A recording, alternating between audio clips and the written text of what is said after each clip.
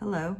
Today we're going to pick back up in chapter 18, but I did want to say that both chapters, Revelation 17 and 18, describe the judgment of Babylon the Great.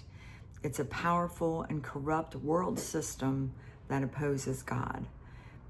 These chapters reveal both the religious and the commercial aspects of Babylon's influence. Chapter 17 focuses on religious Babylon, symbolized as a woman, the great prostitute who rides the beast, the Antichrist. She represents a false religious system that appears spiritual but is actually unfaithful to God and deeply connected to worldly powers and immorality. Her influence extends over kings and peoples of the earth, but she is ultimately destroyed by the very powers that once supported her. I know chapter 17 and 18 are very controversial, and we're taking this point of view that this is a world system versus an actual city or a place, because we believe that it entails the whole system. In chapter 18, which we will cover here, it shifts to the political and economic Babylon, the great city that's become a center of wealth, trade, and luxury. It portrays the collapse of a proud, materialistic world system that has become spiritually corrupt. Kings, merchants, and shipmasters mourn her sudden destruction, but heaven rejoices because God's justice has been served. So these together show that no matter how powerful or prosperous evil seems, God will ultimately judge and bring it to an end. They warn believers to separate themselves from spiritual compromise and worldliness and remain faithful to Christ and his return.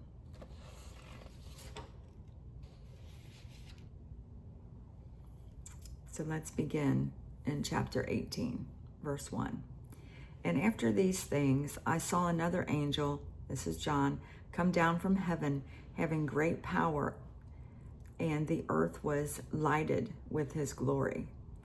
And he cried mightily with a strong voice, saying, Babylon the Great is fallen, and has become the habitation of devils, and the hold of every foul spirit, and a cage of every unclean and hateful bird. For all nations have drunk of the wine of the wrath of her fornication, and the kings of the earth have committed fornication with her, and the merchants of the earth are waxed rich through the abundance of her delicacies. So an angel with great authority appears and announces that Babylon has fallen. The image is cosmic and authoritative. The angel came down from heaven, and the smoke of Babylon's destruction is visible. The city's crime, idolatry, immorality, and bloodshed are cited for the reasons of the judgment. Verse 3 says that the kings and the merchants were intoxicated with her immorality and lived luxuriously from her excesses. That language signals that her corruption is not private, but economical and political. All right. Verse 4, and I heard another voice from heaven saying, Come out of her, my people, that ye be not partakers of her sins, and that ye receive not of her plagues. For her sins have reached unto heaven, and God hath remembered her iniquities. Reward her even as she rewarded you, and double unto her double according to her works, in the cup which she hath filled full to her double. How much she hath glorified herself and lived deliciously, so much torment and sorrow give her, for she saith in her heart, I sit as a queen, and am no widow, and shall see no sorrow. Therefore shall her plagues come in one day, death and mourning and famine, and she shall be utterly burned with fire, for strong is the Lord God who judgeth her. So a voice from heaven calls God's people to come out of her, my people, warning them not to share in her sins or her plagues. The chapter then summarizes why. Her sins have piled up to heaven, and her judgments will be swift and total. She'll be burned, plundered, and found no more. The language echoes Old Testament prophecies, judgments, or old prophecy, prophetic judgments, the fall of cities and things that we have read about, like in Sodom and Gomorrah, it was burned and was no more.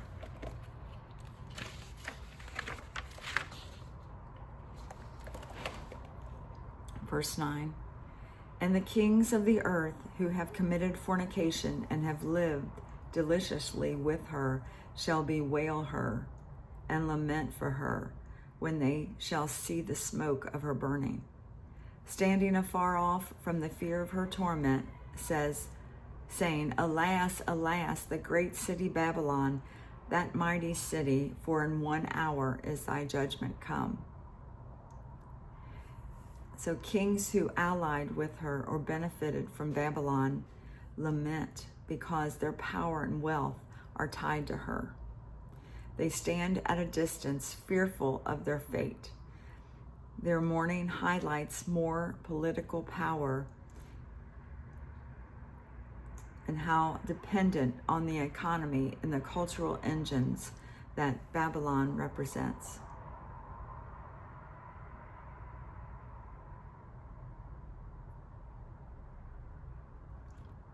I can see why some may believe that this would be great cities, because as John in his lifetime saw Rome, how powerful they were, how it was, and how we in our lifetime see how powerful New York is and how it's the hub for so much.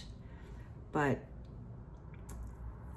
we're taking the stance that it's an economical, large political system versus just one unique city.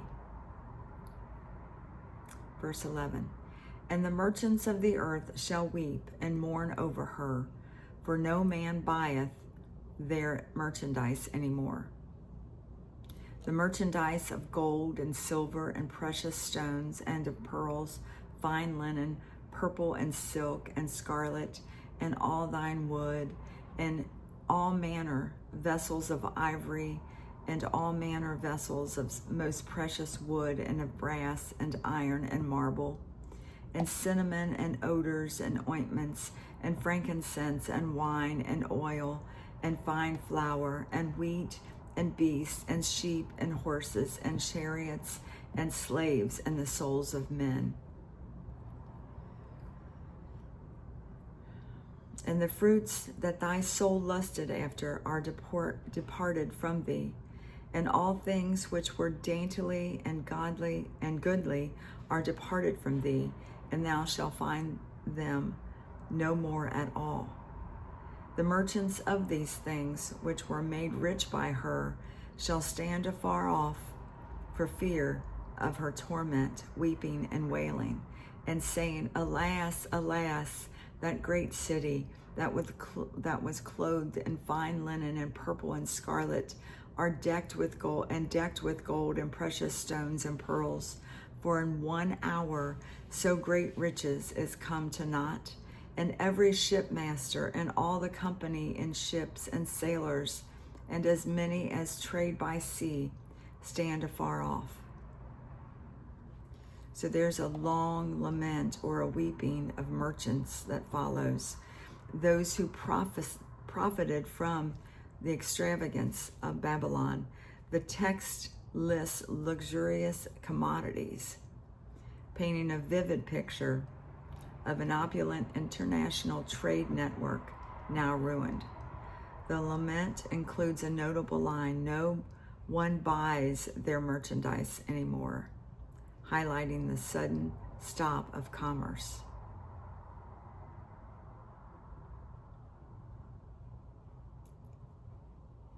And there's even a mention here of slaves and human trade, underscoring the moral corruption.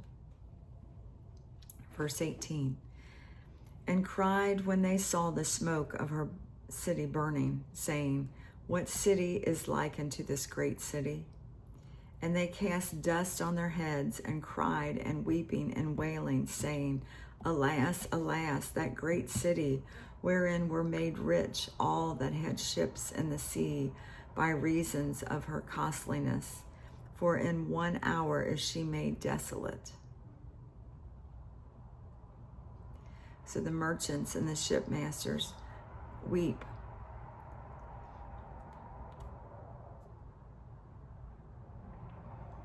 And the music of flutes and lyres has stopped, symbols of pleasure and celebration. The merchant's loss is total, no income, no joy. This intensifies the moral judgment, the pleasures and the trades that enwrapped people are now silenced. It would be probably like the fall of the banks and everything that happened in the, I believe it was the 40s or late 39s, that set the world in a tizzy. But this is going to be worldwide. Verse 20, rejoice over her, thou heaven, and ye holy apostles and prophets, for God hath avenged you on her. And a mighty angel took a stone like a great millstone, and cast it into the sea, saying, thus with violence shall that great city Babylon be thrown down, and shall be found no more at all. And the voice of harpers and musicians, and of pipers and trumpeters, shall be heard no more at all in thee, and no craftsman, or whatsoever craft he be, shall be found any more in thee. And the sound of a millstone shall be heard no more at all in thee. And the light of a candle shall shine no more at all in thee. And the voice of the verse 23. And the light of a candle shall shine no more at all in thee.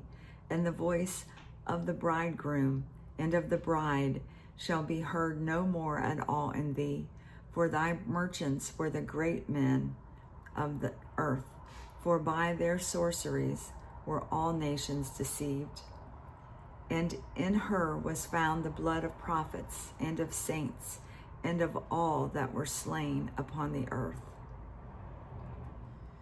So there's a sharp contrast here. Heaven, the apostles, the prophets, and the saints rejoice over this great Babylon's fall. Why? Because she had persecuted believers and led nations to sin. The chapter closes by listing the charges again.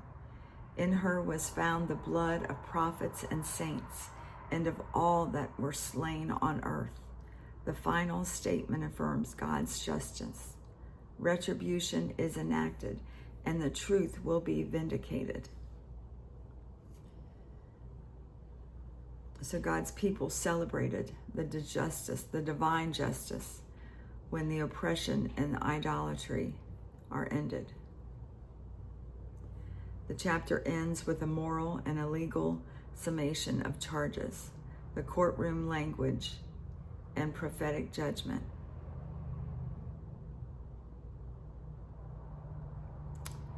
So some believe that at this point, Babylon, when it has fallen, this system, that the Antichrist will then make his headquarters in Jerusalem and will rule from that capital city during what is known as the Great Tribulation, the last 3.5 years of the 7-year tribulation.